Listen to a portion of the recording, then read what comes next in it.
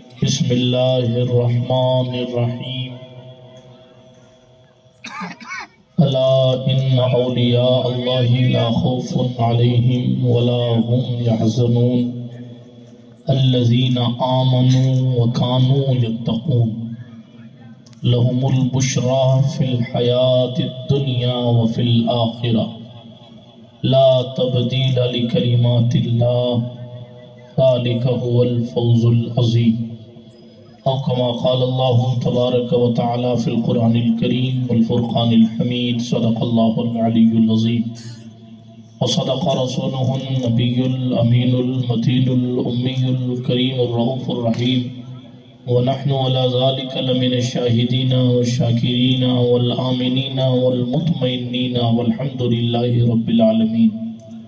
ہم پہ احمد کا ہو سایہ، ہم پہ اشرف کا کرم، سیدی مختار و اشرف باصفا کے واسطے۔ اے اشرف زمانہ، زمانہ مدد نما، درہائے بستہ راز کلید کرم کشا، سرورہ شاہا کریمہ دستگیرہ اشرفا، حرمت روح پیمبر ایک نظر کن سوئے ماں، معین الدین حسن عالم پناہ بسوئے ماں غریباں یک نگاہے، پیرے پیران میرے میران شاہ جیلاں غوث پاک، ایک نظرداری برحال ماں پریشاں غوث پاک، لی خمسۃ النطفی بہا حر الوباء الحاطمہ المصطفیٰ والمرتضی وابناہما والفاطمہ، بکار خیش حیرانم مغثنی یا رسول اللہ، پریشانم پریشانم مغثنی یا رسول اللہ، ندانم جز تو مل جائے ندارم جز تو ماوائے، توئی خود ساز و سامانم مغثنی یا رسول اللہ، شاہ بے کس نوازی کن طبیبہ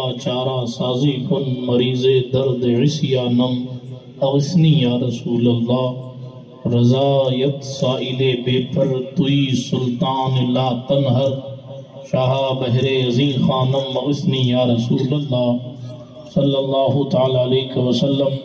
الہی خیر گردانی بحق مصطفیٰ و مرتضی و شاہ جیلانی و شاہ سمنانی۔ اللہ سبحانہ و تعالیٰ کے لیے تمام تعریفیں، تمام خوبیاں اسی کو زیبا ہیں۔ وہ ساری کائنات کا اکیلا خالق ہے اور ہر شے کا حقیقی مالک ہے، جس کو جو کچھ ملا ہے کسی ولی، کسی قطب، کسی قلندر، ابدال، اوتاد، نجبا، نقبا، صلحاء، اولیاء، انبیاء، رسل، جس کو جو کچھ ملا ہے سب اللہ سبحانہ و تعالیٰ کا دیا ہوا ہے۔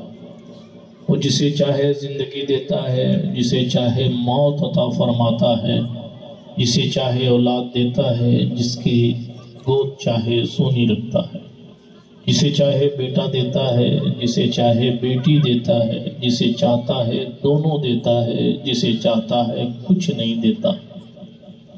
وہ ہر چیز کا مالک ہے، صمد ہے، بے نیاز ہے، بے نظیر ہے، بے مثیل ہے، بے بدیل ہے، لا شریک ہے، وہ اکیلا ہے، تنہا ہے، یکتا ہے، اس کے سوا کوئی عبادت کے لائق نہیں ہے، وہ واجب الوجود ہے، ہمیشہ سے ہے، ہمیشہ رہے گا، ساری دنیا اس کی محتاج ہے، وہ کسی کا محتاج نہیں ہے، ساری کائنات اس کی فقیر ہے، وہ اکیلا حقیقی غنی ہے، وہ جب جس کو چاہے اپنا بنا لیتا ہے، جب چاہے خود سے دور کر دیتا ہے، وہ اس کی مرضی پر موقوف ہے، وہ کسے اپنی ولایت دیتا ہے، کسے اپنا قرب دیتا ہے، وہ ہر شے پر قادر ہے، جسے چاہے عزت دیتا ہے، جسے چاہے ذلت دیتا ہے، جسے چاہے اپنا لیتا ہے، جسے چاہے دور کر دیتا ہے، بس تمام تعریفیں اسی کو زیبا ہیں،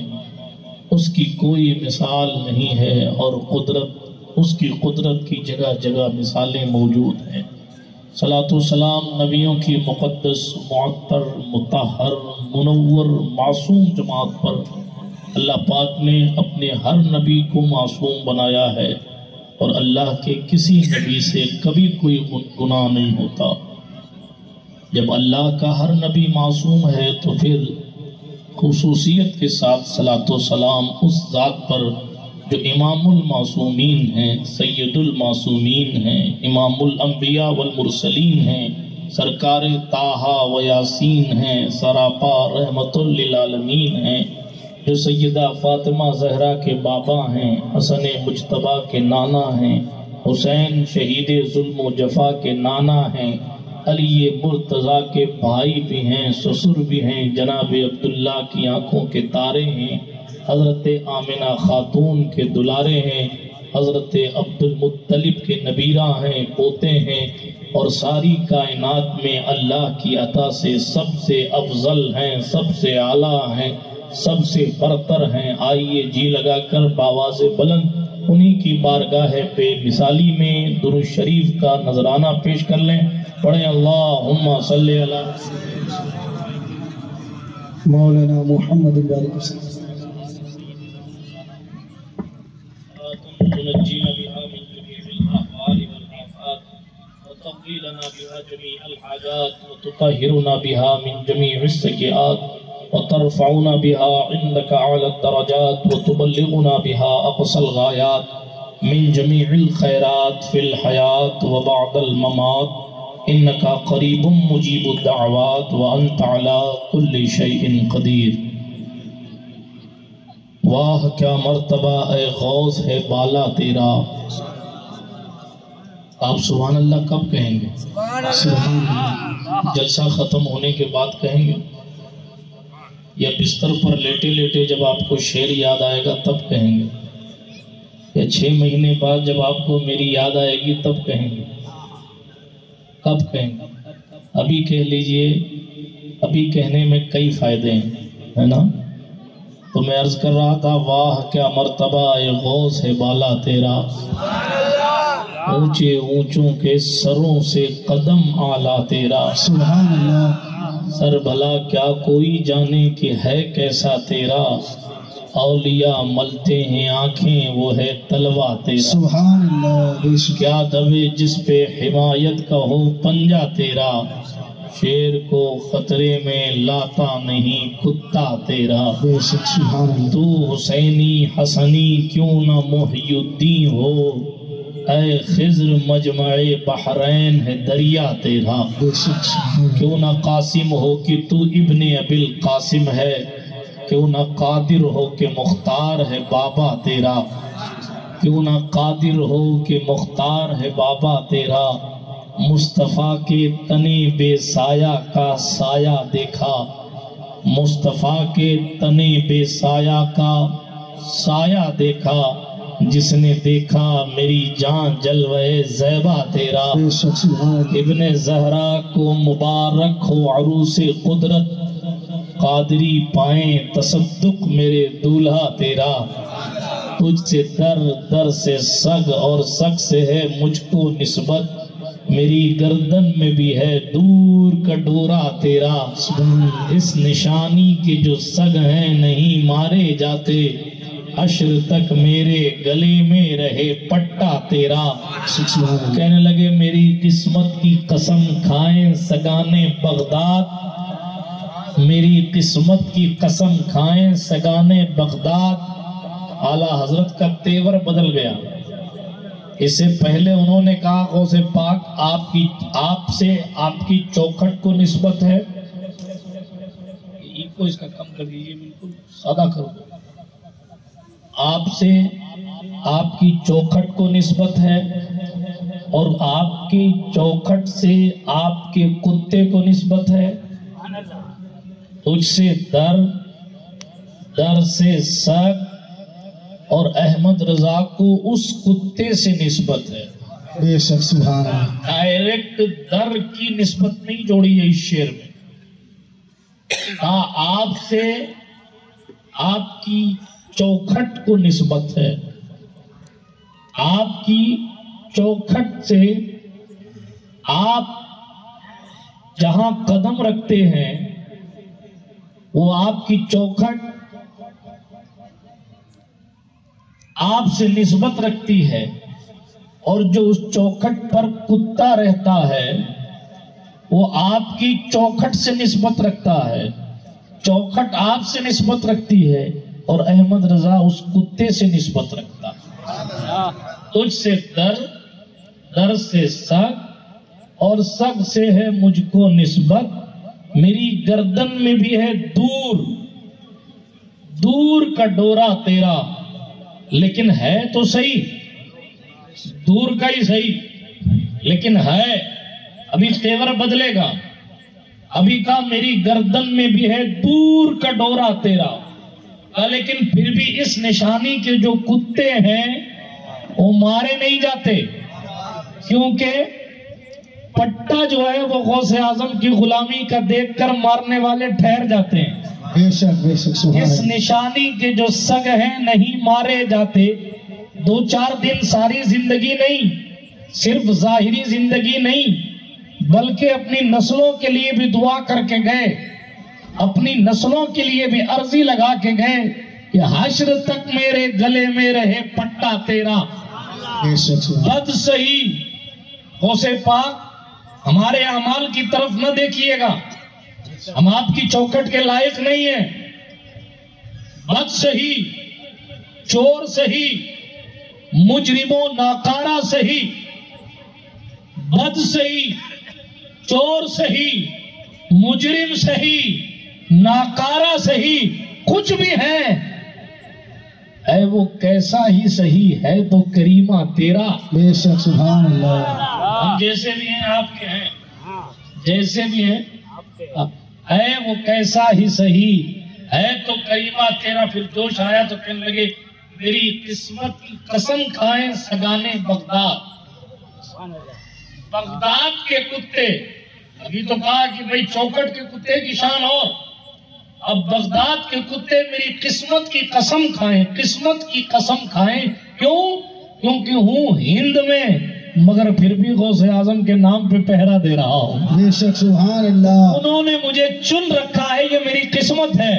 اس لیے بغداد کے کتے میری قسمت کی قسم کھائیں، میری قسمت کی قسم کھائیں سگانے بغداد. ہند میں بھی ہوں تو دیتا رہوں پہرا تیرا، ہند میں بھی ہوں تو دیتا رہوں پہرا.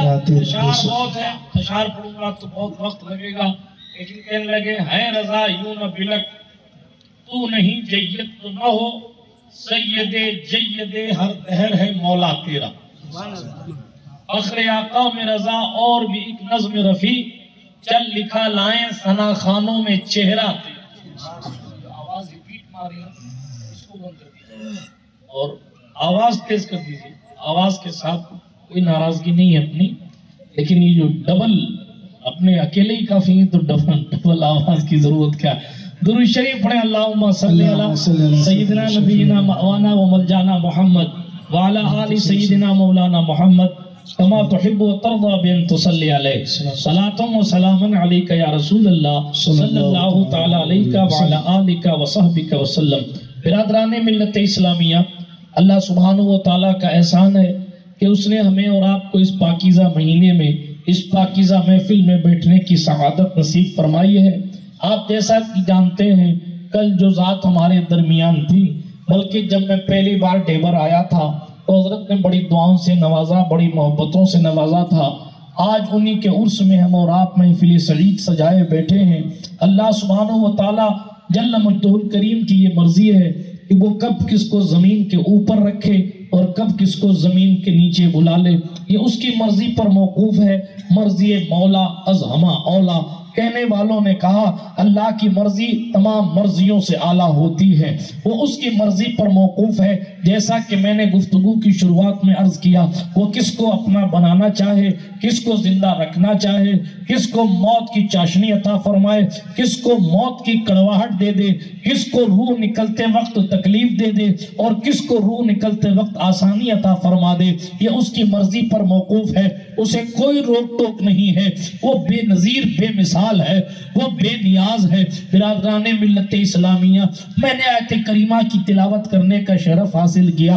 مشہور زمانہ آیت آپ سنتے رہتے، بچپن سے لے کے 55 تک اس آیت کریمہ کی تلاوت سنی جاتی، آنے والا خطیب اس آیت کریمہ پر گفتگو کرتا ہے، میں برکت حاصل کرنے کے لیے ترجمہ کر دیتا ہوں، الا ان اولیاء اللہ لا خوف علیہم ولا هم یحزنون۔ اللہ رب العزت جل مجدہ الکریم کا جو کلام ہوتا ہے، علماء جانتے ہیں، قرآن مقدس نے شروع میں ہی فرمایا ذالک الکتاب لا ریب فیہ، یہ کتاب ہے جس میں شک کی کوئی گنجائش نہیں ہے، شک کی کوئی جگہ نہیں ہے، یہ کتاب ہی لا ریب ہے، اس کے ایک ایک حرف پر ایمان رکھنا ضروری ہے۔ جو شخص کلام مجید کے ایک حرف کا بھی انکار کرے وہ اسلام کے دائرے سے خارج ہو جاتا ہے، بلکہ کوئی اس کے آیت ہونے میں شک بھی کرے تو بھی وہ اسلام کے دائرے سے خارج ہو جاتا ہے۔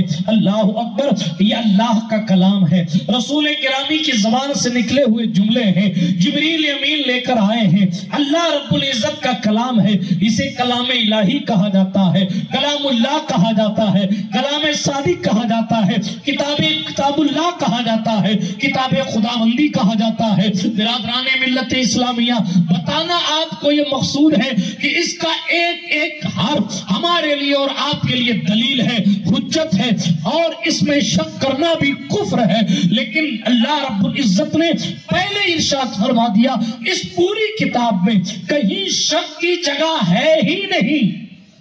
بے شک سبحان اللہ۔ اس کے باوجود بھی جب اللہ والوں کا ذکر اللہ نے فرمایا تو پھر خبردار کی۔ پہلی چیز تو یہ ہے کہ اس میں شک کی جگہ ہی نہیں ہے، تو پھر خبردار کرنے کی ضرورت کیا ہے؟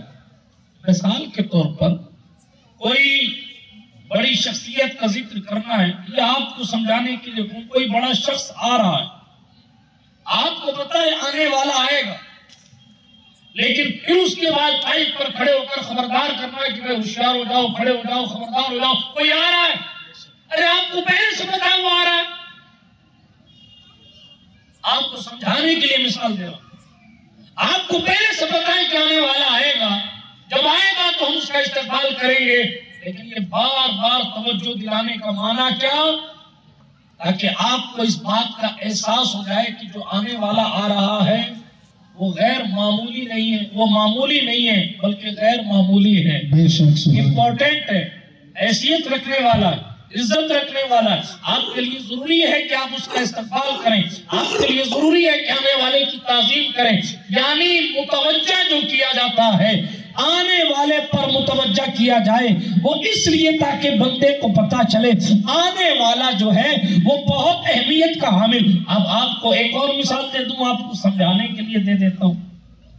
پرانے دور میں جب بادشاہوں کا دور ہوتا تھا تو بادشاہ کا دربار پہلے بھر جاتا تھا، اور بادشاہ کا دربار بھر جاتا پھر بادشاہ سلامت کو جب یہ بتایا جاتا کہ صاحب وزیر آ گئے، وزیر اعلیٰ آ گئے، وزیر اعظم آ گئے، فلاں آ گئے، فلاں آ گئے، فلاں آ گئے، اس کے بعد بادشاہ اپنا شاہی لباس پہن کر دربار میں آنے کے لیے تیار ہوتا، اور یہ بھی بادشاہ انٹری لے رہا ہوتا اس سے پہلے دربان کہا کرتا تھا ہوشیار، خبردار، با ملاحظہ، بادشاہ سلامت تشریف لا رہے ہیں۔ کیوں ہوشیار کیا جا رہا ہے؟ تاکہ پتا چل جائے کہ آنے والا کوئی عام شخص نہیں ہے، بادشاہ ہے۔ بات سمجھ آ رہی ہے آپ کو میری؟ پیچھے والوں کو نہیں آ رہی؟ ان کو کوئی جبریل امین سمجھانے نہیں آئے گی؟ نہیں سمجھ میں آ رہی تو آپ بتاؤ، میں ہی سمجھاؤں گا، چاہے دوبارہ سے تقریر کرنی پڑے، ہے نا؟ پیچھے ہاتھ اٹھا کر بتائیں سمجھ میں آ رہی بات؟ ہاں ماشاءاللہ، ایسے بھی آپ خیبر اور اطراف سے آنے والے سمجھدار لوگ ہیں، اس لیے تھوڑا سا ہلتے ڈلتے رہیے تاکہ مجھے بھی سمجھ میں آئے کہ آپ کو سمجھ آ رہی۔ میں نے بادشاہ والی مثال اس لیے دی تاکہ آپ کو خبردار کرنے کی بیسک وجہ سمجھ میں آ جائے۔ آنے والے کی اہمیت بتانا مقصود ہوتا ہے، آنے والے کی امپورٹنس بتانا مقصود ہوتا ہے کہ خبردار ہو جاؤ کہ اب جو ابھی تک وزیر صاحب آئے ٹھیک ہے، ابھی تک منتری جی آئے اچھی بات، لیکن اب بادشاہ آ رہا ہے، خبردار ہو جاؤ۔ ایسی بہت سی مثالیں میں دے سکتا ہوں لیکن دامن وقت میں گنجائش نہیں ہے، اور میرا موضوع صرف یہی نہیں ہے۔ اس لیے تیزی کے ساتھ آگے بڑھتا ہوں، آپ کی توجہ درکار ہے۔ پتہ چلا کہ کسی اہم آدمی کے آنے پر خبردار کیا جاتا ہے۔ یہاں تو کوئی آ نہیں رہا، اس آیت کریمہ میں کسی آنے کا ذکر تو نہیں ہے، پھر سمجھایا جا رہا ہے کہ خبردار ہو جاؤ، کوئی آ تو نہیں رہا لیکن کسی کا ذکر آ رہا، کسی کی یاد منائی جا رہی ہے، کسی کا تذکرہ کیا جا رہا ہے۔ پہلی بات تو کلام الہی میں شک کی جگہ نہیں، پہلی بات وہ ہے کہ اللہ کا کلام، وہاں شک کر نہیں سکتے۔ دوسری بات یہ بات نکل رہی حضور کی زبان سے، اور پھر اس کے بعد بھی خبردار کیا جا رہا ہے، اور اللہ کہنے کے بعد لفظ انا بے شک کہہ کر اس بات کا اقرار کرایا جا رہا ہے۔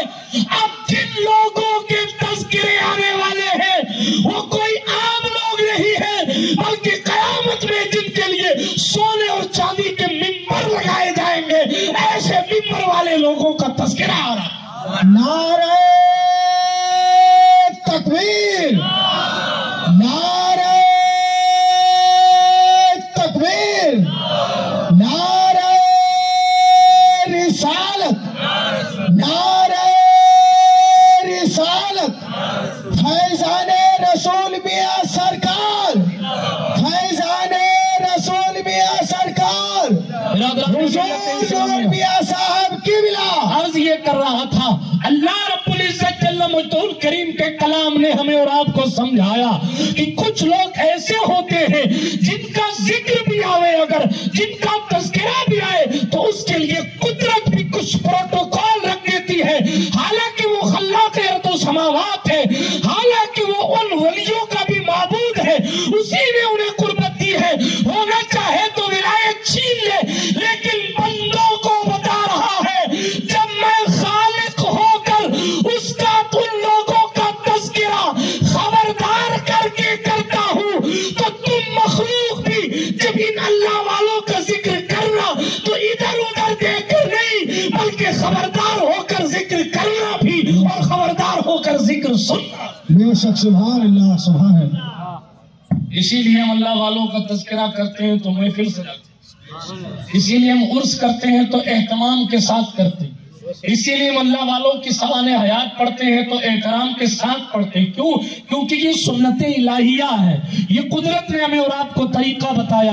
بات دور نہ چلی جائے، خبردار، بے شک اولیاء اللہ، ولی کے کئی معنی آتے ہیں۔ ولی کا معنی مولا، ولی کا معنی دوست، ولی کا معنی قریب، ولی کا معنی محبوب، ولی کا معنی مالک، بہت معنی ولی کے۔ یہاں سمجھانے کے لیے دوست کر رہا ہوں، کیا دوست؟ خبردار، بے شک اللہ کے دوستوں کو کوئی خوف نہیں۔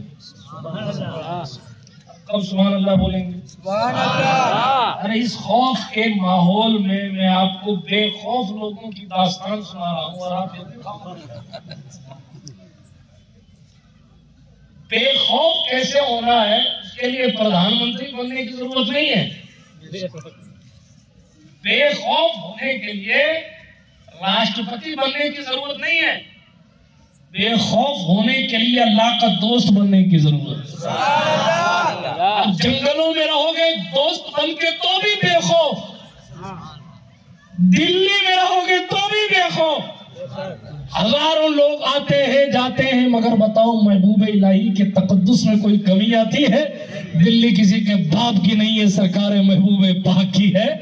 دلی کا اختتام جہاں ہوتا ہے وہ سرحد حضرت قطب الدین بختیار کاکی کی ہے، مہرولی بھی ان کی ہے، دلی بھی غریب نواز کی، دلی کا مین شہر بھی غریب نواز کا۔ ایک طرف نصیر الدین چراغ دلی بن کر بیٹھے، ایک طرف نظام الدین محبوب الہی بن کر بیٹھے۔ دلی کے آخری چور میں جائیے جدھر جناب والا ایئرپورٹ ہے تو ادھر مہرولی ہے، وہاں قطب الدین آرام فرما ہے۔ تو دلی کی ابتدا سے لے کے انتہا تک تو خواجہ کے غلام بیٹھے، اسی لیے ہم کہتے ہیں کرسی پر کوئی بھی بیٹھے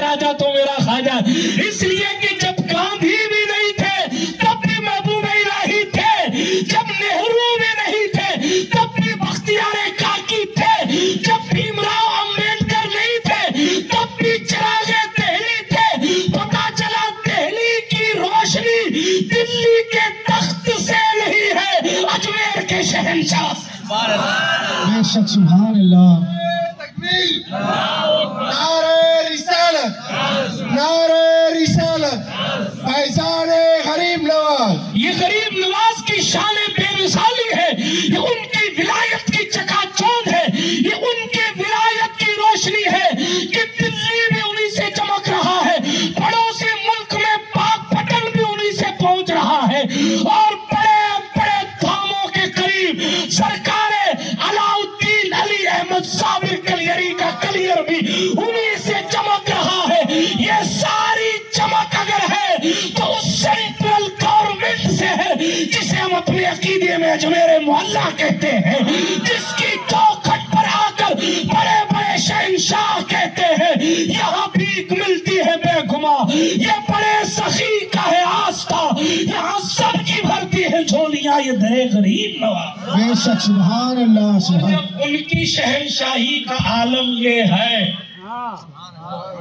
وہ خود قلم اٹھا کے جس غوث اعظم دستگیر کی منقبت لکھتے ہیں اس غوث اعظم کی شان. وہ قطب الدین بختیار کاکی جب کسی اللہ کے ولی کی منقبت لکھتے ہیں تو اس غوث اعظم کے منصب کو، ارے جناب ولیوں کو نہیں پتا کہ ان کی لمٹ کہاں ہے، تو ہماری اور آپ کی اوقات کتنی ہے کہ ہم کتنا ناپ سکتے ہیں کہ بندہ کہاں تک پہنچا ہوا ہے. اللہ اکبر. جب ان کے گدا بھر دیتے ہیں شاہان زمانہ کی جھولی، محتاج کا جب یہ عالم ہے تو مختار کا عالم کیا ہوگا. چاہے تو اشاروں سے اپنے کایا ہی پلٹ دے دنیا کی، یہ شان ہے خدمتگاروں کی سردار کا عالم. تو بے خوف ہونے کے لیے سرکشا کوچ پہننا ضروری نہیں ہے. بے خوف ہونے کے لیے صاحب فلاں سنگٹھن تلوار چلانا سکھا رہا ہے، فلاں سنگٹھن بندوق چلانا سکھا رہا ہے، فلاں سنگٹھن یہ کرنا. آپ کو بے خوف ہونا ہے ان تلوار چلوانے بندوق چلوانے والوں سے خوف نہ رکھیے، مردہ زندہ کرنے والوں سے دوستی کر لیجیے.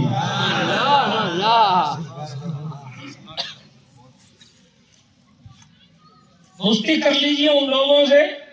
اورنگزیب عالمگیر موجود ہے میدان میں، دشمن نے توپ چلائی، پہلے بندوق ماری، نماز ہو رہی ہے، جس کو مصلی امامت پر کھڑا کیا گیا بندہ شہید ہو گیا، نماز توڑی نہیں گئی. دوسرا شخص آگے بڑھ گیا نماز پڑھانے کے لیے وہیں سے جہاں سے شہید ہونے والے نے چھوڑی تھی. پھر بندوق چلائی گئی، گولی چلی یا تیر چلا، دوسرا امام بھی شہید ہو گیا. ظاہر بات ہے دو چلے گئے تو پھر امام کون بنے یہ بھی ٹینشن ہے. ایک نیا کون امام بنے، قائد ہوتا ہے. اورنگزیب نے دیکھا کہ میری فوج میں بے قراری حالت نماز میں آ رہی ہے، اورنگزیب خود ہی آگے بڑھ گئے. نماز تو نہیں ٹوٹے گی چاہے بادشاہ کو خود نماز پڑھانی پڑے. یہ نماز کی اہمیت تھی ہمارے یہاں. اور آج درگاہوں کے باہر بیٹھے ہیں، مسجدوں کے اوٹوں پر بیٹھے ہیں، پنچایتیاں کروا لو مودی جی کو کتنے ووٹ ملیں گے، راہل گاندھی جیتے گا کہ ہارے گا، کیجریوال کس سے دبے گا، اسدالدین اویسی کس کی بی ٹیم ہے کس کی سی ٹیم ہے. دنیا بھر کی پنچایت. نماز میں فرض کتنے ہیں مول صاحب جانے. فرشتے پوچھیں گے تو کیا جواب دو؟ مول صاحب سے سوال کرو. آج تو آپ ہنسے، اصل یہ میں ہنسنے پر کوئی جی ایس ٹی نہیں، لیکن فرشتے پوچھیں گے تو آپ جواب کیا دیں گے؟ یہ سوچ کر بھی کبھی ہنسیے گا اپنے آپ پر، کبھی اپنے آپ پہ ہنسیے گا کہ کیا ریپلائی کیا کریں گے آپ. یہاں تو آپ کے گزرے لنگ اور گیلے گونگے اور بیکار سے بہانے چل جاتے ہیں مولوی صاحب کے سامنے، پیر صاحب کے سامنے. کیا فرشتے بھی آپ کو یوں ہی چلے جانے دیں گے جس طرح آپ مولویوں کے سامنے سے گزر جاتے ہیں؟ یہ آپ کو سوچنا ہے، نہ آپ کے باپ کو سوچنا ہے نہ آپ کی اولاد کو سوچنا ہے. ہر بندے سے اس کا حساب لیا جائے. اور قرآن نے کہا ثم لتسألن یومئذ عن النعیم، پھر جس دن ہم ضرور تم سے ہر نعمت کے بارے میں پوچھیں گے. مسکراہٹ بھی ایک نعمت ہے، اس کے بارے میں پوچھا جائے گا کہ کہاں پر جائز تھی اور کہاں پر ناجائز تھی. حسن بھی ایک نعمت ہے، اس کے بارے میں بھی پوچھا جائے گا کہ آپ نے کہاں اس کا صحیح استعمال کیا اور کہاں اس کا غلط استعمال۔ حساب کتاب مولویوں کے ہاتھ میں نہیں ہے، حساب کتاب سیدوں کے ہاتھ میں بھی نہیں ہے، حساب کتاب ولیوں کے ہاتھ میں بھی نہیں ہے۔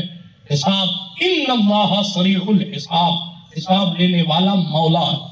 وہ جن فرشتوں کو منتخب کرے گا، چنے گا، سلیکٹ کرے گا، وہ حساب لیں گے۔ وہاں کوئی رشوت کا تصور نہیں، وہاں جناب والا کوئی ڈھیلا پن نہیں، وہاں کوئی ہلکا پن نہیں، بلکہ ان کی ڈیوٹی یہی ہے کہ جب وہ اللہ اکبر آپ اور ہم فلسطین کی کٹی پھٹی لاشوں کو دیکھتے ہیں تو ہمارا جگر دہلتا ہے، اتنی معصوم سی بچی اور اس کی روح نکل گئی، لیکن اللہ کے حکم سے فرشتے کے ہاتھ نہیں کانپتے۔ روح نکالی تو فرشتے نے نا، 10 دن کی بچی تھی تو بھی روح فرشتے نے نکالی، 10 سال کا بچہ تھا تو بھی روح فرشتے نے نکالی۔ ہمارے اور آپ جیسے سخت دل لوگوں کی آنکھوں میں ان کی لاشوں کو دیکھ کر آنسو آ گئے، لیکن جن فرشتوں نے کبھی گناہ نہیں کیا ہے ان کے دل نہیں تڑپتے ہوں گے، لیکن ان کو اس چیز کا خیال نہیں ہے، بلکہ ان کو صرف یہ خیال ہے کہ میرے مولا کا حکم کیا ہے۔ بات سمجھ آئی آپ کو؟ اس لیے وہ کسی ہلکے پن کے شکار نہیں ہوں گے، ہر چیز کا ذرے ذرے کا حساب کتاب لیا جائے گا۔ اس لیے گزارش کروں گا چلتے چلتے کہ اپنی زندگی کو تبدیل کر کے ذرا سا نمازی بن جائیے، اس لیے کہ جو بے نمازی ہے اسے پیرانے پیر ہی قبول نہیں کرتے، تو کوئی پیر صاحب بھی قبول کرے تو کیا، پیرانے پیر ہی قبول نہیں کرتے۔ شہنشاہ بغداد نے فرمایا نا، مشہور زمانہ قول ہے کہ جو بے نمازی ہے عبد القادر جیلانی اسے مسلمانوں کے قبرستان میں بھی دفن کرنے کی اجازت نہیں دیتا۔ یہ پیرانے پیر کا قول ہے۔ بہت سارے اقوال غریب نواز سرکار کے اس طرف نہیں جاتا، لیکن گزارش آپ کی ذہن کے حاشیے پر رکھ کے جاتا ہوں کہ نماز کی پابندی کی بات سمجھ آئی آپ کو؟ آگے چلیے، بات چل رہی تھی لا خوفن والے لوگوں کی، اور اسی میں میں نے عرض کیا کہ اگر بے خوف ہونا ہے تو ان لوگوں کے دوست ہو جائیے جن کو کوئی ٹینشن نہیں، اور جو ٹینشن ان لوگوں کو نہیں ہے وہ اس وجہ سے نہیں کہ صاحب ان کے ساتھ مرید زیادہ تھے، نہیں، ان کو جو لا خوفن کا تاج دیا گیا اس کی وجہ یہ نہیں ہے کہ ان کو ماننے والے بولتے، نہیں، ان کو جو غم نہیں ہے اس کی وجہ یہ نہیں ہے کہ وہ بہت بڑے باپ کے بیٹے تھے، نہیں، قرآن نے خود کہا الذین آمنوا وکانوا یتقون، ان کے پاس 2 بڑی دولت تھی جس کی وجہ سے انہیں نہ یہاں کوئی ٹینشن ہے نہ وہاں۔ کیوں؟ ایک دولت تھی ایمان کامل کی، دوسری دولت تھی مکمل پرہیزگاری۔ وہ ایمان بھی رکھتے تھے، تقویٰ بھی رکھتے تھے، ایمان بھی رکھتے تھے، تقویٰ بھی رکھتے تھے۔ بس یہ ایمان اور تقویٰ، یہ 2 چیزیں، یہ 2 دولت ان کے پاس ایسی تھی کہ بڑے بڑے بادشاہ آئے لیکن انہیں ڈرا نہیں پائے۔ اسی پس منظر میں میں نے یہ اورنگزیب والا قصہ پڑھ دیا تھا کہ جناب ہمارے یہاں نماز کی اہمیت ختم ہو گئی، اور وہاں بادشاہ خود تیسری مرتبہ، چونکہ 2 امام شہید ہو گئے تو تیسرے امام کی حیثیت سے اورنگزیب آیا۔ اب کی بار لوگوں نے دیکھا کہ بادشاہ آ گیا ہے تو توپ کا گولہ پھینک دیں تاکہ پوری فوج ہی ختم ہو جائے۔ ہم نے اپنے بزرگوں سے سنا ہے، کسی کتاب میں پڑھا تو نہیں، کہ انہوں نے جناب والا توپ چلائی نا تو توپ کا گولہ نکلا تو توپ سے، لیکن اورنگزیب کی نماز جو تھی وہ اورنگزیب کی نماز تھی۔ اورنگزیب کے سارے کارناموں کا تو میں ذمہ نہیں لیتا، میں بہت صاف گو آدمی ہوں اور بہت احتیاط کے ساتھ الفاظ ادا کرنے کی کوشش کرتا ہوں، حالانکہ میں کوئی زیادہ پڑھا لکھا نہیں، زیادہ کیا پڑھا لکھا ہی نہیں ہوں، ایسی باتیں کرتا ہوں، لیکن جو ہے وہ احتیاط کے ساتھ عرض کر رہا تھا۔ اورنگزیب کے بہت سے کارنامے ایسے بھی ہیں جس سے ہمیں بھی اختلاف ہے، اورنگزیب نے کچھ فیصلے ایسے بھی لیے ہیں جس سے ہمارے بزرگوں نے اختلاف کیا ہے۔ اسی لیے میں نے ایک جملہ کہا کہ ہم اورنگزیب کے ہر کارنامے کی ذمہ داری تو نہیں لیتے، لیکن یہاں اس کی بات آئی تو عرض کیا چونکہ اس کو اللہ نے بہت سی توفیقیں نصیب فرمائی. ایک بات اور بتاؤں، سادات تشریف فرمائے عیسیٰ بھائی، وہ سیدوں کا بہت بڑا مؤدب تھا.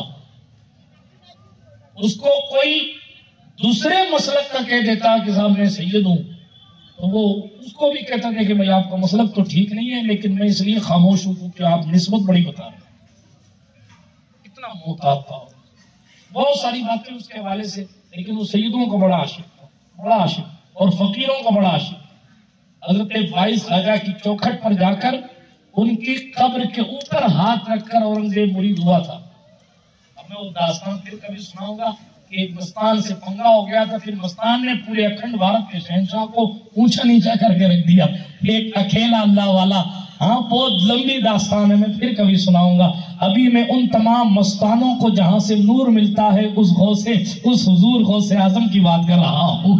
وہ تمام سالکین، مجذوبین، مقبولین کو غوثیت عظمیٰ کے منصب پر جلوہ بار ذات حضرت سلطان، حضرت سرکار، شہنشاہ شہنشاہاں، پیران پیر، روشن ضمیر، قطب ربانی، شاہباز لامکانی، قندیل نورانی، محبوب سبحانی، پیر لاسانی، شہباز لامکانی، حضرت سیدنا شیخ ابو محمد سید عبد القادر جیلانی الحسنی حسینی مکمل پنجتنی رضی اللہ تعالی عنہ کی ذات اقدس پر بات ہو رہی ہے. ابھی ادھر شروع کروں، پہلے میں اولیاء کرام کا آپ کو اسٹیٹس بتا رہا تھا. تو بہرحال اورنگزیب کی بات میں یہیں چھوڑتا ہوں، میں پھر کبھی اورنگزیب پر بولوں گا. لیکن ابھی یہ عرض کر رہا تھا، وہ نماز پڑھا رہا تھا، ادھر توپ کا گولہ دشمنوں نے چھوڑا. جیسے ہی توپ کا گولہ چھوڑا، بتاتے ہیں کہ توپ کا گولہ آدھے راستے تک آیا اور واپس پلٹ گیا، اور اسی توپ میں واپس چلا گیا جس توپ سے نکلا تھا. اب توپ کے اندر جا کے جب پھٹا اچانک تو جو توپ چلانے والے تھے وہ سارے جہنم رسید ہو گئے. ایک لمحے میں جناب والا ان کا ٹکٹ کٹ گیا. یہ لوگ تھے. آ گیا ہے لڑائی میں اگر وقت نماز، قبلہ رو ہو کے زمین بوس ہوئی قوم حجاز. ایک ہی صف میں کھڑے ہو گئے محمود و ایاز. نہ کوئی بندہ رہا نہ کوئی بندہ نواز. بندہ و صاحب و محتاج و غنی ایک ہوئے. میرے اللہ تیرے دربار میں پہنچے تو سبھی ایک. بے شک. نعرہ تکبیر، نعرہ تکبیر، نعرہ رسالت. آپ کے بنگال میں اسی تھوک کے بعد نعرے لگتے ہیں. اگر میں نے یو پی میں بھی کہا اور گجرات میں بھی اور کئی علاقوں میں نے کہا، دیکھیں بھائی اگر آپ کو جواب دینا ہو نا نعرے کا، اڑیسہ میں وغیرہ وغیرہ کئی جگہ کہہ چکا ہوں، آپ کے یہاں بھی کہتا ہوں، شاید کہا ہوگا پہلے. اگر قوم جواب نہ دے تو نعرہ نہیں لگانا چاہیے. اگر آدمی اتنا کنجوس ہو جائے کہ اللہ کی تکبیر بیان کرنے میں بھی اس کو آلس آ رہی ہے، تو اس سے تو اچھا ہے کہ نعرہ نہ لگایا جائے. اور اگر لگایا جائے تو آپ اپنے اوپر رحم کر کر جواب دے دیا کیجیے، اس لیے کہ تکبیر میں سیدو بابو کی تعریف نہیں ہو رہی ہے. تکبیر کا نعرہ لگاؤ مطلب اللہ کی بڑائی کا اعلان کرو. پوچھیں یہ علماء بیٹھے کیا ترجمہ ہوتا ہے؟ تکبیر کا معنی ہوتا ہے اللہ کو بڑا کہنا، اللہ کی بڑائی بیان کرنا، اس کی کبریائی بیان کرنا. آپ کو کہا جا رہا اپنے اللہ کی بڑائی بیان کرو، آپ ان کا منہ دے کریں پھر کہہ رہے ہیں مودی مار رہا. نہیں، ہنسنے کی بات نہیں، افسوس کا مقام ہے. کس بات پہ ہنسیں؟ آپ اللہ پاک کی بڑائی نہیں بیان کریں گے تو پھر کس کے اپنے باپ کی بڑائی بیان کریں گے؟ ارے وہ ہر شے کا خالق ہے. اس لیے جب نعرہ، یا تو پہلے ناظم کو پابند کر دیا کیجئے کہ بھائی مت لگایا کرو، ایک بار لگا کے چپ ہو جاؤ، مولوی کو اپنے بولنے دو جو بھی بول رہا. اور اگر لگایا جائے تو پھر اپنے رب کعبہ کی رحمت سے حیا کر کے جواب ضرور دیا کریں. بات سمجھ آئی نہیں آئی؟ ہاتھ اٹھا کر بتائیں کتنے لوگوں کو سمجھ آئی. جن کو نہیں آئی تو گھر چلے جائیں، کائے کو بیٹھے. کل تو ابھی ہونا نہیں ہے، ابھی تو میری تقریر ہونی ہے. درود شریف اللہم صلی علی سیدنا مولانا محمد وعلی آل سیدنا مولانا محمد. قلت حیلتی انت وسیلتی ادرکنی یا رسول اللہ صلی اللہ تعالی علیہ وعلی آلہ وصحبہ وسلم. بات سمجھ میں آ رہی ہے آپ کو؟ نہیں آ رہی ہے؟ بیچارے چاچا کو آ رہی ہے. آ رہی ہو تو محنت کروں، ورنہ میں بھی قصے اسے سنا کے تقریب مکمل کروں. اور کیا آ رہی ہے؟ ماشاءاللہ توجہ ہے. سنیے، میں عرض یہ کر رہا تھا کہ دیکھیں اللہ والوں کی شان ہوتی ہے. توپ کے گولے بھی پلٹ جاتے ہیں، آتے ہوئے پتھر بھی ٹھہر جاتے ہیں، جوتیاں بھی اڑنا سیکھ جاتی ہیں۔ پتھر کو کہہ دیں لکڑی ہے، لوہا ہے، پتھر ہے، نہ جانے کیا ہے تو وہ نہ جانے کیا ہو جاتا ہے۔ دیکھا ہے نا، ادھر پونے میں جائیے قمر علی درویش کا آستانہ ہے، ان کی عجب شان ہے، انہوں نے سارے خانہ بھون کے لوگوں کو اکیلے ہی ایک کنارے لگا رکھا ہے۔ ان کے یہاں جاؤ، ان کے یہاں ایک پتھر ہے، اس پتھر کو اکیلا آدمی اٹھاتا ہے تو نہیں اٹھتا، 5 آدمی اٹھاتے ہیں تو نہیں اٹھتا۔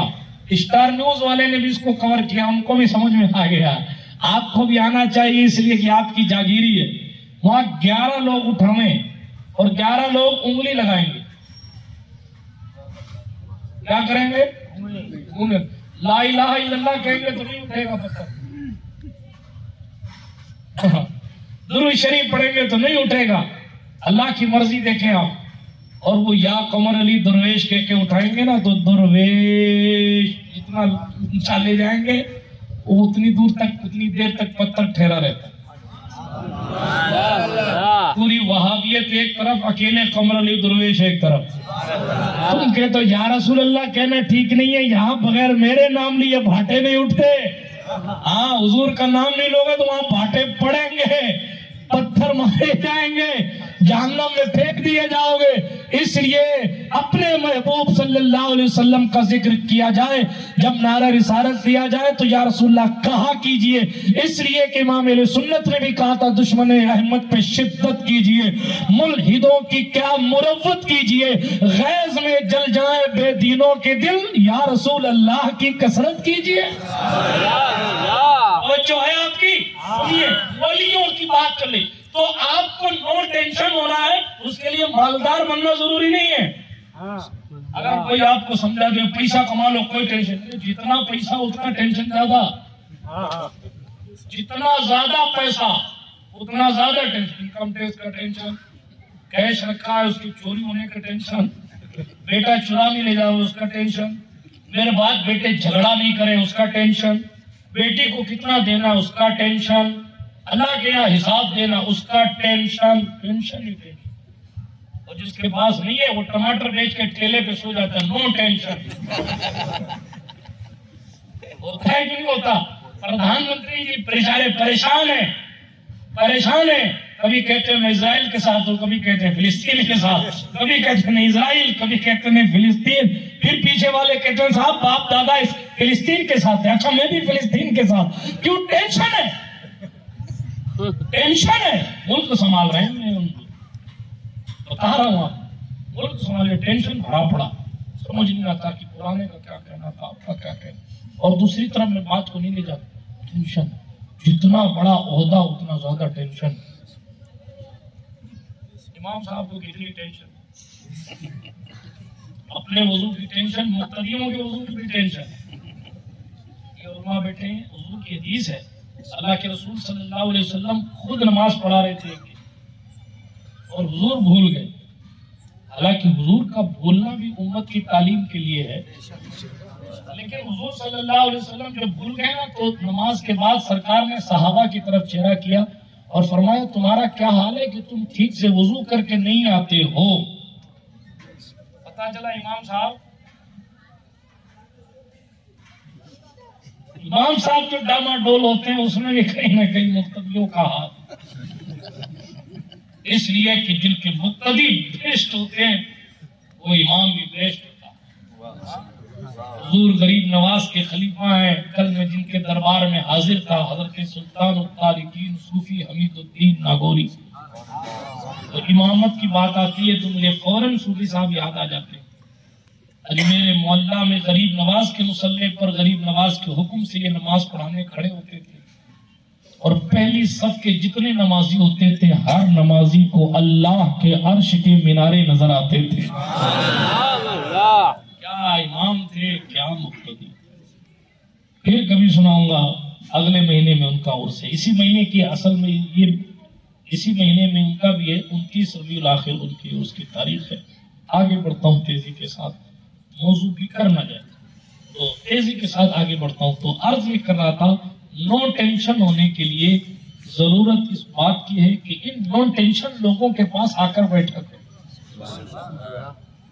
یہاں آ کر بیٹھو اور ان کی زندگی کو سوچو کہ انہوں نے گزاری کیسی۔ آپ کو سمجھانے کے لیے بتاؤں، ہمارے بہت سے نوجوان بیٹھے ہیں، کسی کو آئی ایس کلیئر کرنا ہوتا ہے تو وہ کیا کرتا ہے، یا کسی کو انجینئر بننا ہوتا ہے یا کوئی آفیسر بننا ہوتا ہے تو وہ کیا کرتا ہے۔ جو لوگ آئی اے ایس بن چکے ہیں، آئی پی ایس بن چکے ہیں، ان کی سوانح اور ہی پڑتا ہے کہ اس کی زندگی میں موٹیویشن کیسے آیا،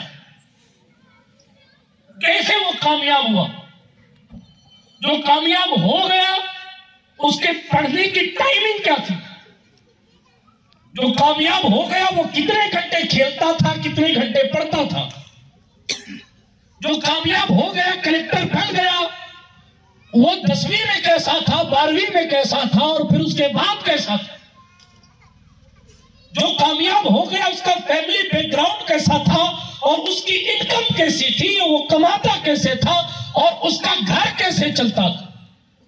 پھر اگلا پڑاؤ یہ آتا ہے کہ اب حالات حاضرہ میں کون سی کتاب سے اکثر سوالات لائے جاتے ہیں، اس کے لیے پاس بکس خریدی جاتی کہ پچھلے سال یہ سوال آئے تھے، اس سے پچھلے سال یہ سوالات آئے تھے، اس سے پچھلے سال یہ سوالات آئے تھے، اس سے پچھلے سال یہ سوالات آئے۔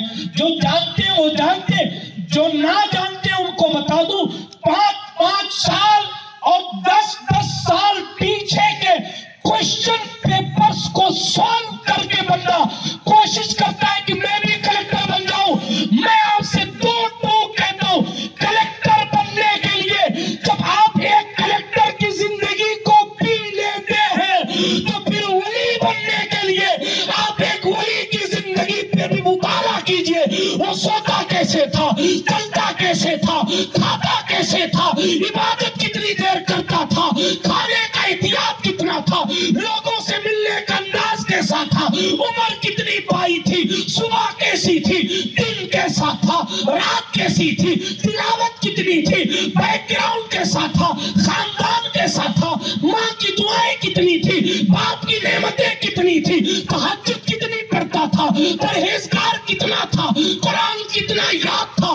جب آپ ایک اللہ والے کی زندگی کو پڑھیں گے، جس طرح آپ کلکٹر بننے کے لیے اس کے ایک دن کو تلاش کرنے کی کوشش کرتے ہیں، بلا مبالغہ ایک ولی بننے کے لیے بلا تمثیل اگر آپ اسی طرح کوشش کریں گے جیسی زندگی غریب نواز کی ہے، جیسی زندگی غوث اعظم کی ہے، جیسی زندگی جنید بغدادی کی ہے، جیسی زندگی حضرت منشاد تیموری کی ہے، جیسی زندگی حذیفہ بصری کی ہے، جیسی زندگی حضرت سرکار منصور کی ہے، جیسی زندگی حضرت بایزید بستامی کی ہے، جیسی زندگی حضرت ابو سعید مخزومی کی ہے، جیسی زندگی حضرت سرکار علاء الحق گنج نواب کی ہے، جیسی زندگی حضرت سرکار حسن بصری کی ہے، حبیب اجمی کی ہے، جیسی زندگی امام جعفر صادق کی ہے، جیسی زندگی امام المشارق والمغارب، مطلوب کل طالب، غالب علی کل غالب، خلیفۃ المسلمین، مولا المؤمنین، امیر المؤمنین، امام کائنات، مولا کائنات، فاتح خیبر، ابو الحسن حضرت سرکار علی بن ابو طالب کرم اللہ تعالی وجہہ الکریم کی ہے۔ جب ایک کلکٹر کی زندگی کو فالو کر کے بندہ کلکٹر بن سکتا ہے تو علی کی سوانح حیات کو فالو کر کے بندہ ولی بھی بن سکتا ہے۔ نعرہ تکبیر، نعرہ رسالت، نعرہ حیدری۔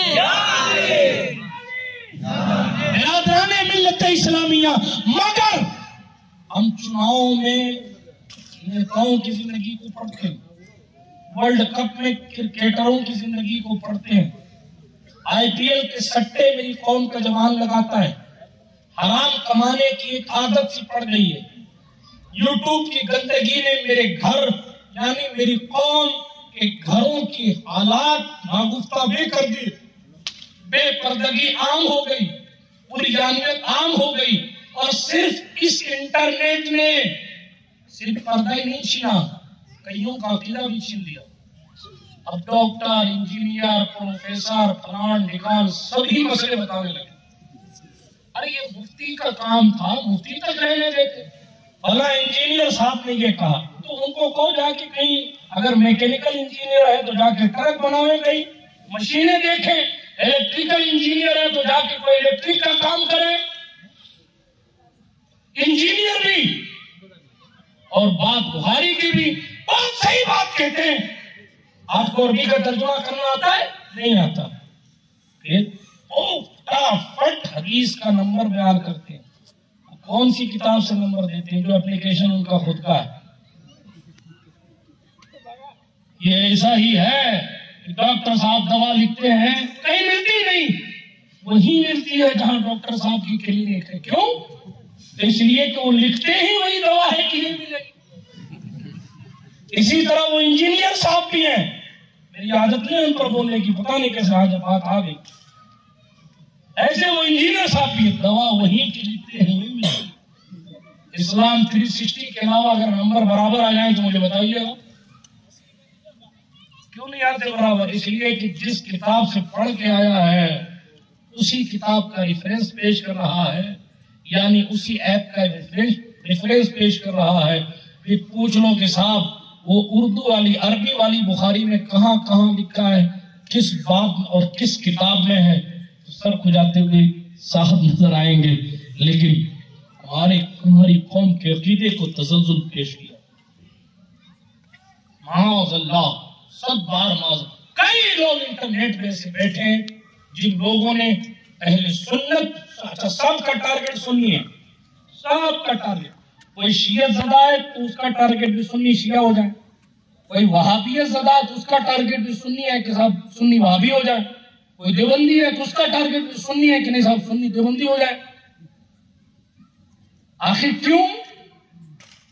سب اسی کے پیچھے کیوں پڑے؟ ایک تو سنی بیچارہ بھولا ہوتا ہے، تو کورا کاغذ ہوتا ہے، اللہ ماشاءاللہ پڑھے لکھے تو ہوتے نہیں، جو لکھ دو first impression is last impression. ہم اہل سنت ہیں، ایک بات یاد رکھنا، ڈھیبر والوں، ویراول والوں، اطراف و اکناف سے آنے والوں، ہم اپنی عقیدت میں اتار چڑھاؤ کر سکتے ہیں، اپنے عقیدے میں کوئی تغیر نہیں کر سکتے۔ بات سمجھ آ رہی ہے آپ کو؟ ہم سنی ہیں، ہم اہل بیت کو بھی اہل بیت کی وجہ سے نہیں مانتے، حضور کی وجہ سے مانتے۔ جملے کو یاد رکھیے گا، اہل بیت کیوں عزت والے؟ کیونکہ وہ حضور کے گھر والے ہیں۔ صحابہ کیوں عزت والے ہیں؟ کہ وہ حضور کے در والے ہیں۔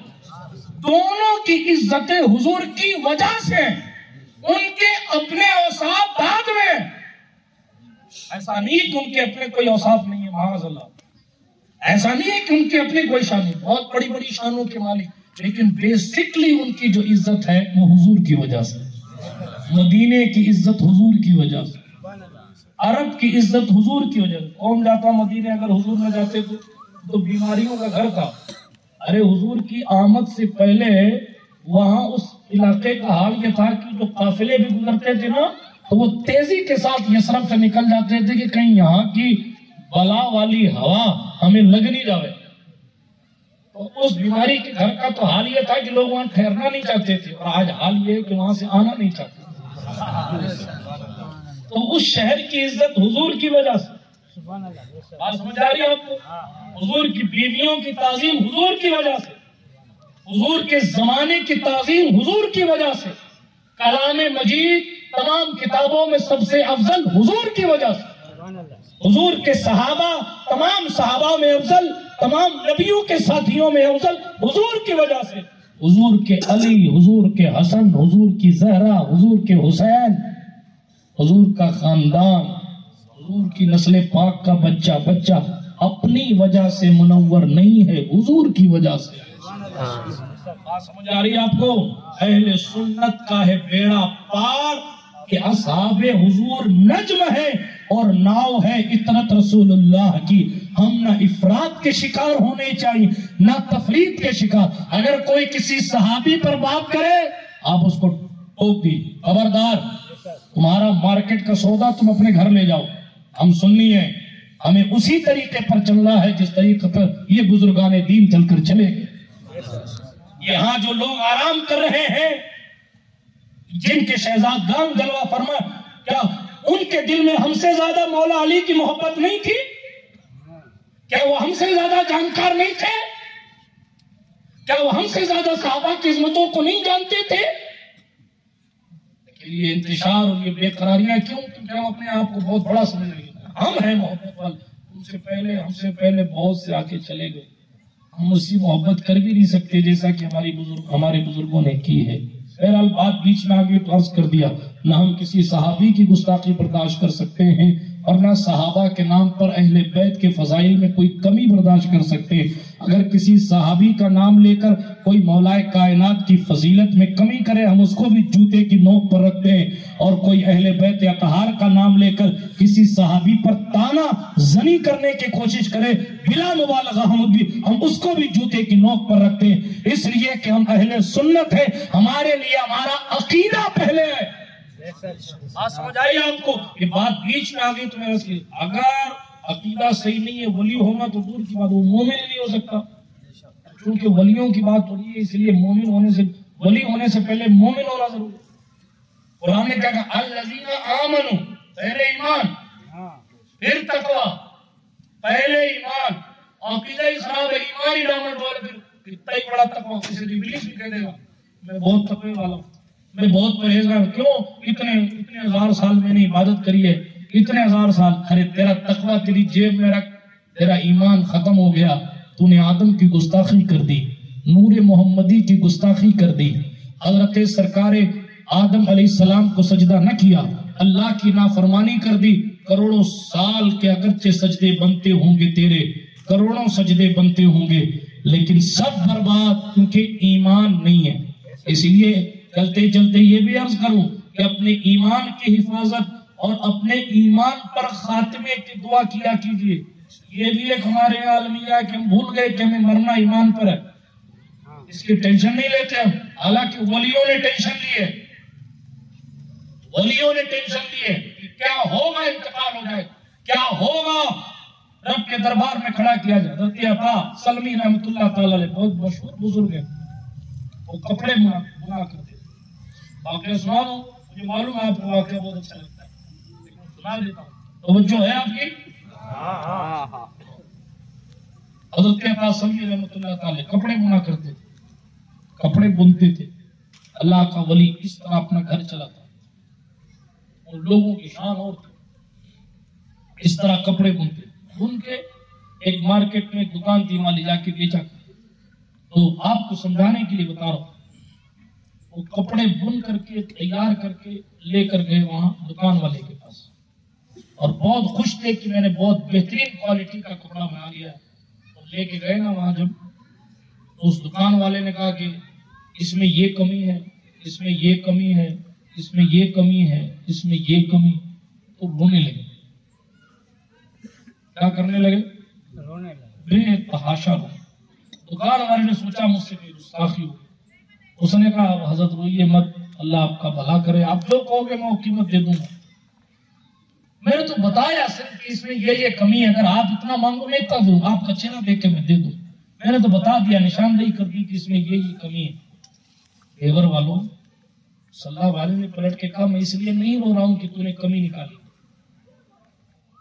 بلکہ میں اس لیے رو رہا ہوں کہ میں نے اپنی محنت سے تو بہت ایک نمبر کا کپڑا تیار کیا تھا، اور میری نظر میں اس میں کوئی عیب نہیں تھا، لیکن کسی جانکار کے پاس پہنچا تو اس نے بتایا کہ اس میں تو کئی عیب ہیں۔ میں یہ سوچ کر رونے لگا کہ آج میں گناہ سے بچتا ہوں، نیکی کرتا ہوں، اس خیال سے کہ میں نے تو گناہ کیا ہی نہیں۔ کل بروز قیامت جب عالم الغیب سب سے زیادہ جاننے والے کے سامنے حاضر ہوں گا، اور وہ یہ نہ کہہ دے کہ تیری نماز میں یہ کمی تھی، تیرے روزے میں یہ کمی تھی، تیری زکوٰۃ میں یہ کمی تھی، تو میں کہاں جاؤں؟ ایک ولی کے جملے، نیکی کرنے کے بعد بھی یہ خوف، اور جس چیز کو ہم جانتے ہیں کہ یہ گناہ ہے پھر بھی کر رہے ہیں، اور یہ کہنا ہم تو بہت غوث پاک سے بڑی عقیدت رکھنے والے، خواجہ پاک سے بڑی عقیدت رکھنے والے، نہیں، معاف کیجیے گا، آپ فراڈ کر رہے ہیں۔ غوث اعظم کا دامن پکڑ کے تو چور ولی ہو جاتا ہے، آپ نے کون سا دامن پکڑا ہے کہ نمازی نہیں ہو پائے؟ یہ کون سا دامن ہے؟ یا تو آپ نے اس دامن کی اہمیت کو نہیں سمجھا، اور یا پھر صاحب دامن کی آپ کو توجہ کبھی ملی ہی نہیں، آپ جھوٹے دعوے کرتے۔ اس لیے کہ ہم پیران پیر کو جب پڑھتے ہیں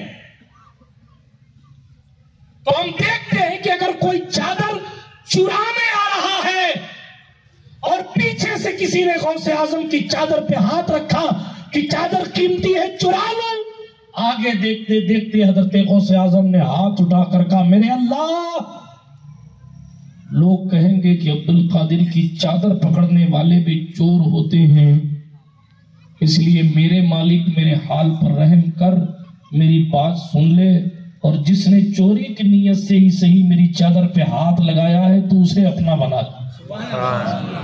کوئی چوری کے لیے غوث پاک کا دامن پکڑے، چوری کے لیے، تو وہ ولی ہوتا۔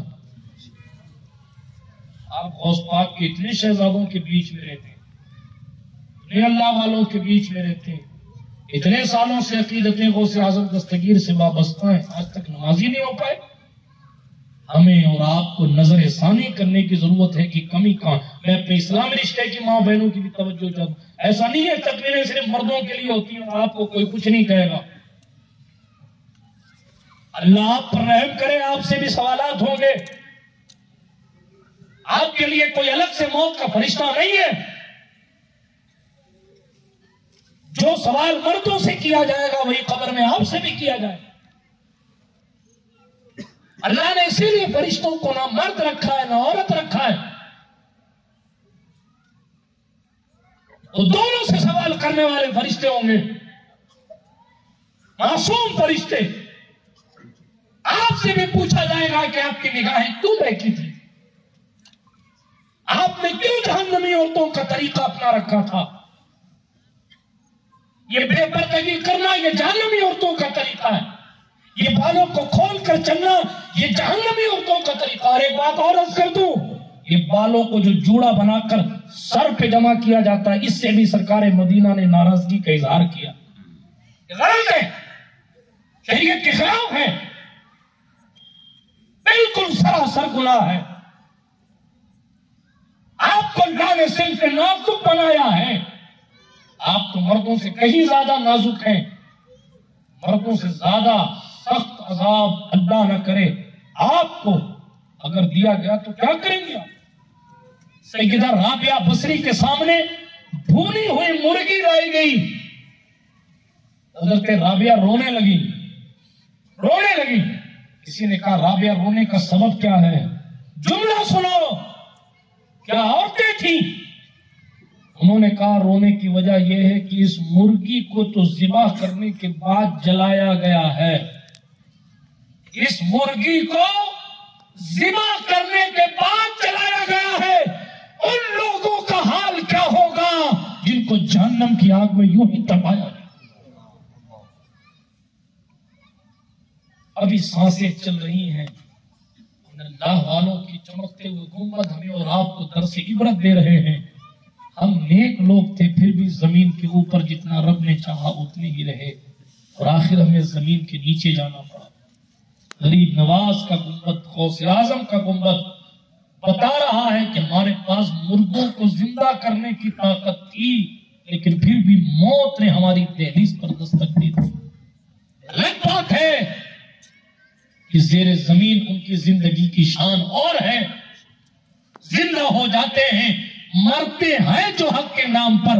اللہ اللہ، موت کو کس نے مسیحا کر دیا۔ زمین میلی نہیں ہوتی، زمن میلا نہیں ہوتا، محمد کے غلاموں کا کفن میلا نہیں، لیکن پھر بھی موت ان کی دہلیز تک پہنچی۔ بات دور چلی گئی، عرض کر رہا تھا بے خوف ہونے کے لیے ان بے خوف لوگوں کو فالو کرنے کی ضرورت ہے، اور ان بے خوف لوگوں کو کوئی خوف نہیں، وہ کوئی غم نہیں کرتے۔ خوف کے بارے میں بہت سے اقوال ہیں، لیکن سمجھانے کے لیے آسان سی بات کروں، خوف آنے والے وقت کا ہوتا ہے اور غم پاسٹ کا ہوتا ہے، ماضی کا۔ آپ کا پیسہ گم گیا تو آپ خوف نہیں کریں گے، غم مجھے خوف ہے میرا پیسہ گم گیا، لوگ گلے ہو گئے ہو، پاگل ہو گئے ہو، خوف ہے گم گیا۔ ارے خوف تو آنے والے وقت میں ہوتا ہے کہ مجھے اس بات کا خوف ہے کہ میرا پیسہ گم نہ جائے، مجھے اس بات کا خوف ہے کہ میری گاڑی اللہ نہ کرے چوری نہ ہو جائے۔ خوف جو ہوتا ہے اس کا تعلق فیوچر سے ہوتا ہے، مستقبل سے، اور غم جو ہوتا ہے اس کا تعلق ماضی سے ہوتا ہے، پاسٹ سے۔ اللہ نے فرمایا یہ چونکہ میرے دوست ہیں اس لیے نہ پچھلے کی کوئی ٹینشن ہے نہ اگلے کی کوئی ٹینشن ہے، نہ ماضی کی کوئی ٹینشن ہے نہ مستقبل کی کوئی ٹینشن ہے، اور حال یہ ہے کہ وہ ایمان والے بھی ہیں اور تقوی والے بھی۔ اور فرمایا ان کا انعام یہ ہے، انعام لہم البشرا فی الحیات الدنیا وفی الآخرہ، رزلٹ یہ ہے کہ اللہ نے ان کے لیے خوشخبری دنیا میں بھی رکھی ہے اور خوشخبری آخرت میں بھی رکھی۔ دنیا میں بھی خوشخبری، آخرت میں بھی خوشخبری۔ دنیا میں بھی کوئی ٹینشن نہیں، آخرت میں بھی کوئی ٹینشن نہیں۔ دنیا میں بھی خوشخبری، آخرت میں بھی خوشخبری۔ اللہ نے ایسی منزل عطا فرمائی اور پھر کہا سنو، یہ ہماری طرح مولوی صاحب کی تقریر نہیں ہے، لا تبدیل لکلمات اللہ۔ یہ جو اولیاء اللہ کے اوصاف بیان کیے، یہ جو ان کے ایمان اور تقوی کی بات کی، اور یہ جو ان کے انعام کی بات کی کہ ان کو دنیا میں بھی خوشخبری ہے اور آخرت میں بھی خوشخبری۔ چناؤ کا موسم آتا ہے، نیتا جی گھوشنا کرتے ہیں، اس کے بعد بھاگ جاتے ہیں، غائب۔ اس طرح نہ سمجھنا، یہ اللہ کا کلام ہے اور اللہ کے کلام میں کوئی تبدیلی نہیں ہوئی۔ لا تبدیل لکلمات اللہ، کوئی تبدیلی اللہ کے کلمات میں نہیں۔ یہ بڑی کامیابی ہے۔